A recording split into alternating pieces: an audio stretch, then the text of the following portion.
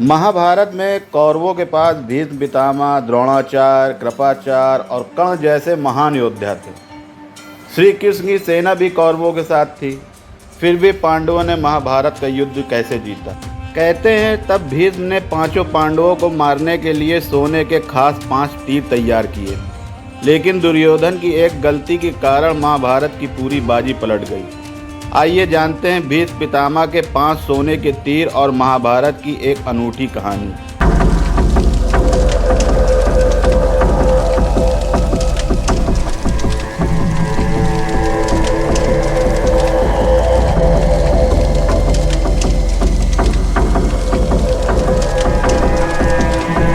भीष्म पितामह के नेतृत्व में महाभारत युद्ध शुरू हुए 10 दिन हो चुके थे। भीष्म इतने निपुण योद्धा थे कि एक ही दिन में हजारों सैनिकों को मौत के घाट उतार दिया करते थे। हालांकि भीष्म 10 दिनों से पांडव सेना पर भारी पड़े थे, लेकिन अभी तक कोई पांडव हताहत नहीं हुआ था। इससे दुर्योधन के मामा शकुनी ने दुर्योधन से कहा, भांजे पितामह पांडवों से बहुत प्रेम करते हैं, वे उन्हें मारना ही नहीं चाहते, अन्यथा उनके जैसे शस्त्र ज्ञाता और धनुर्विद्या के निपुण महायोद्धा के लिए बहुत बड़ी बात नहीं थी। दुर्योधन भी इस बात को समझता था और भीष्म पितामह से खुश नहीं था। बेवक्त अपने शिविर में दुर्योधन को आया देख भीष्म हैरान और चिंतित हुए। उन्होंने दुर्योधन से आने का कारण पूछा। दुर्योधन ने बहुत रूखे और क्रोधित शब्दों में कहा, मुझे तो लगता है कि आप केवल लड़ने का अभिनय कर रहे हैं। आपका पांडवों से प्रेम गया नहीं है। आप जिससे परशुराम तक को हराया है, उसके लिए ये पांडव क्या चीज़ है। उसने ये भी कहा कि युद्ध को 10 दिन हो गए, लेकिन एक भी पांडव का वध नहीं कर पाए। ऐसा लगता है आप मेरे पक्ष में होकर भी मेरे कम और पांडवों के अधिक हैं।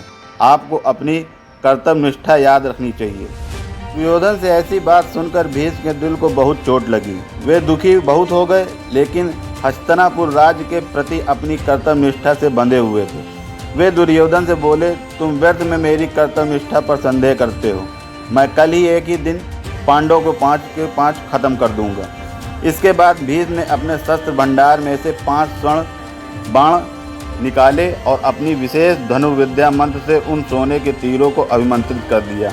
वे बोले, दुर्योधन कल पांडवों का अंतिम दिन होगा और उनकी मृत्यु के बाद युद्ध का परिणाम तुम्हारे पक्ष में होगा।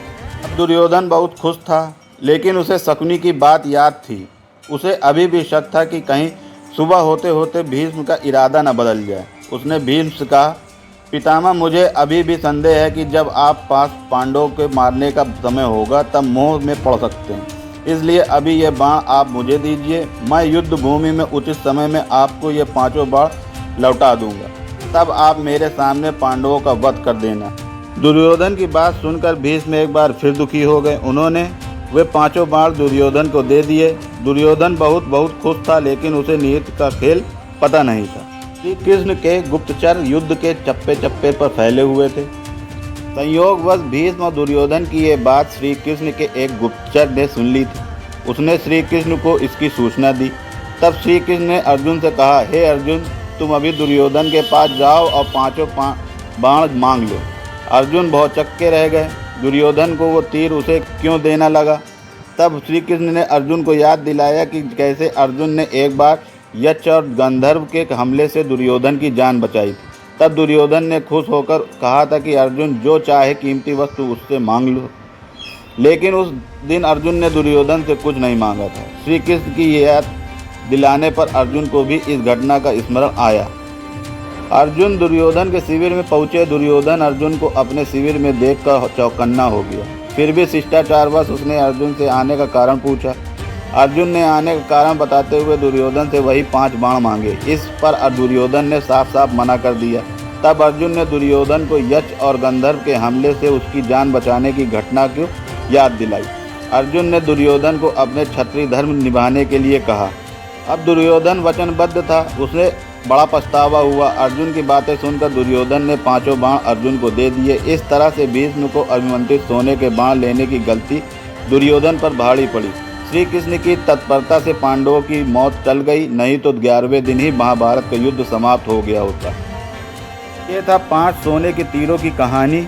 वीडियो अच्छा लगा हो तो लाइक करिए, शेयर करिए।